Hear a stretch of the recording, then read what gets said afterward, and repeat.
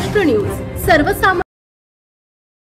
आताची सर्वात मोठी बातमी समोर येत आहे। केंद्रीय मंत्री नितीन गडकरी यांच्या नागपूर येथील निवासस्थानाला बॉम्बने उडवू देण्याची गंभीर धमकी सकाळी फोनवरून देण्यात आली।